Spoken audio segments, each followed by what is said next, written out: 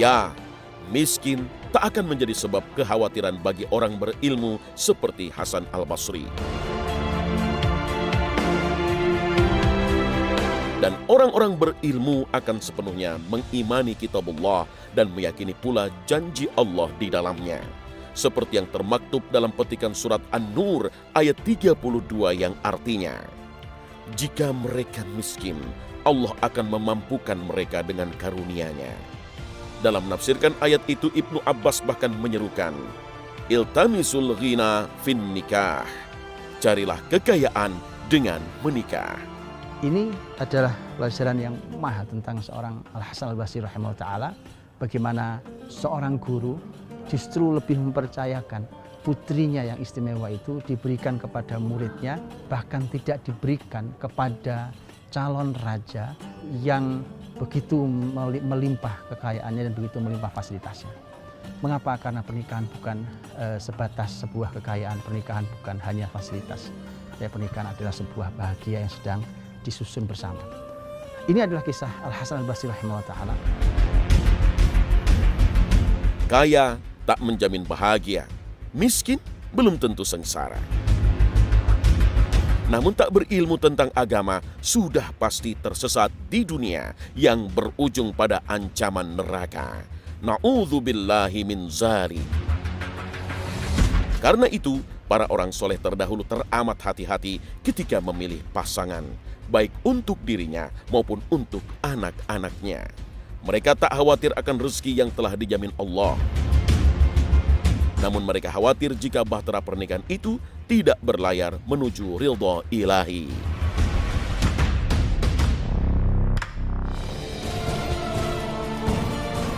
Di dalam surat Al-Qasas ayat 25-28, Allah mengabadikan kisah bertemunya Nabi Musa alaihissalam dengan istrinya. Kisah ini memiliki pelajaran penting tentang bagaimana Allah mempertemukan hambanya yang soleh dan solehah.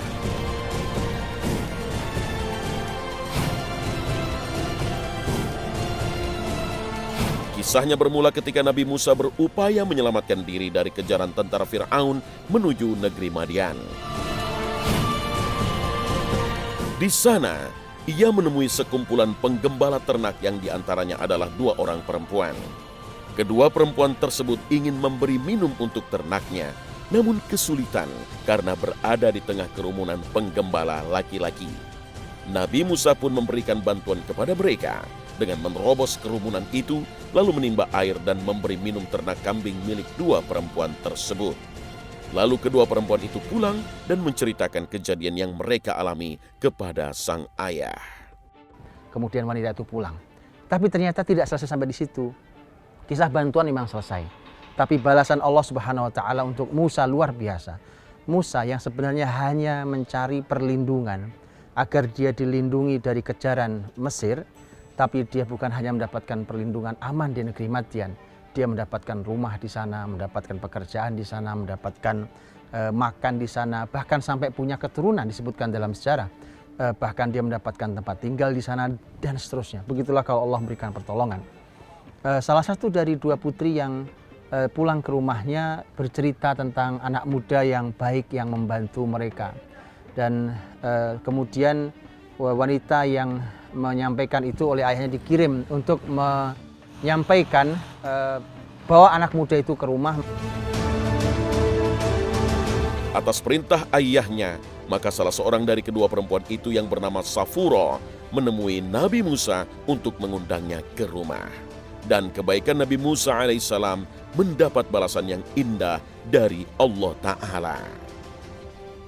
Maka wanita itu membawa anak muda itu ke rumah, itu Musa alaihissalam dibawa ke rumahnya, dan kemudian terjadilah dialog antara Musa dengan calon mertuanya. Dan Musa langsung menjawab. Musa mengatakan, qala dzalika baini wa bainak. Ini kesepakatan ini antara aku dan Anda. Ayyumal ajalaini qadaitu fala udwana alaih. Dari 2 waktu yang ditawarkan, 8 atau 10 tahun itu, manapun yang saya penuhi maka saya tidak akan dituntut. Kemudian penutupnya adalah wallahu ala ma naqulu wakil, dan Allah yang menjadi saksi atas semua yang kita bicarakan hari ini.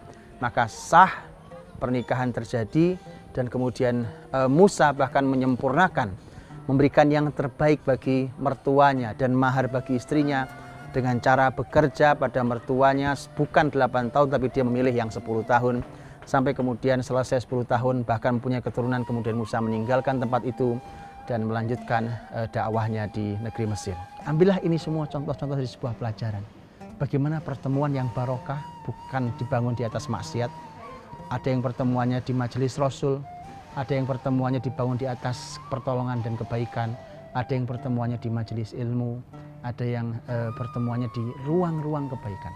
Tirulah itu dan kemudian proses yang sangat amat sederhana, tidak berpanjang-panjang, tidak sulit, tetapi hasilnya adalah hasil yang istimewa.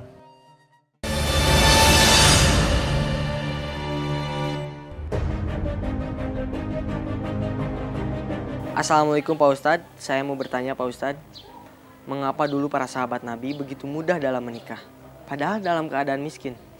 Apakah materi tidak menjadi pertimbangan Pak Ustadz? Terima kasih Pak Ustadz. Rasul SAW pernah suatu hari berkata di hadapan para sahabat, dan ini diriwayatkan oleh sahabat mulia Abdullah bin Mas'ud radhiyallahu anhu. Hadis yang sangat terkenal, lihat, ketika Nabi mengatakan, ya ma'syarus syabab, man istata'a minkumul ba'ah falyatazawwaj. Wahai sekalian pemuda, siapapun di antara kalian yang sudah punya kemampuan maka menikahlah. Saya khawatir terjemahan kata kemampuan itu hari ini tafsirnya salah. Tafsirnya adalah umpamanya saya harus punya rumah, harus punya kendaraan, pekerjaan yang tetap dan segala macam dalam definisi hari ini. Padahal tahukah kita kalau hadis itu dibaca dengan konteksnya, kita akan tahu bahwa justru Nabi SAW menyampaikan hadis itu di depannya sang perawi, sahabat mulia, sahabat miskin juga Abdullah bin Mas'ud radhiyallahu anhu, mengatakan saat itu kami adalah para pemuda yang miskin tidak punya harta. Kemudian Nabi SAW berkata, wahai sekalian pemuda, siapa yang punya kemampuan menikahlah, kalau tidak punya kemampuan maka puasalah. Dan itulah mengapa Nabi SAW ketika menyampaikan, ketika ada sahabat laki-laki yang dinikahkan oleh Nabi, Nabi bertanya, maharnya apa? Kau punya apa? Enggak punya apa-apa ya Rasulullah. Baik, kata Nabi, iltamis walau khataman min hadid. Kamu cari walaupun hanya cincin besi. Dia pulang, dia cari cincin besi, nggak ada juga. Hanya cincin besi pun nggak ada. Besi dilingkari, nggak ada pula. Maka Nabi SAW mengatakan, kamu punya apa? Hafalan dari Al-Quran. Dia bilang, saya punya beberapa hafalan. Kata Nabi, aku nikahkan kamu dengan sebagian hafalan Quranmu itu. Sesederhana itu. Karena yang menjadi istimewa adalah bahwa ini komunitas kebaikan saling kenal. Ini menariknya. Jadi apa yang perlu dilakukan? Saling kenal satu sama lain. Guru dengan muridnya, murid dengan gurunya, teman dengan temannya, dan seterusnya, mereka saling mengenal itu. Dan itu adalah pertemuan di dunia dan di akhirat yang indah nantinya. Maka apakah harta tidak penting? Penting. Penting, tapi harta itu adalah merupakan sesuatu yang tidak bisa dibatasi ukurannya kecuali dengan satu kata, yaitu qanaah. Tanpa qanaah, ukuran cukup atau tidak cukup, mampu atau tidak mampu, tidak ada ukurannya. Karena itu maka perlu qanaah dipasang, bahkan seseorang bisa bahagia, bisa hidup bersama dengan harta yang sedikit, dan itu yang disebut dengan barokah, karena yang sedikitnya cukup dan yang banyak tidak membahayakan. Wallahu ta'ala alam bishawab. Assalamualaikum warahmatullahi wabarakatuh.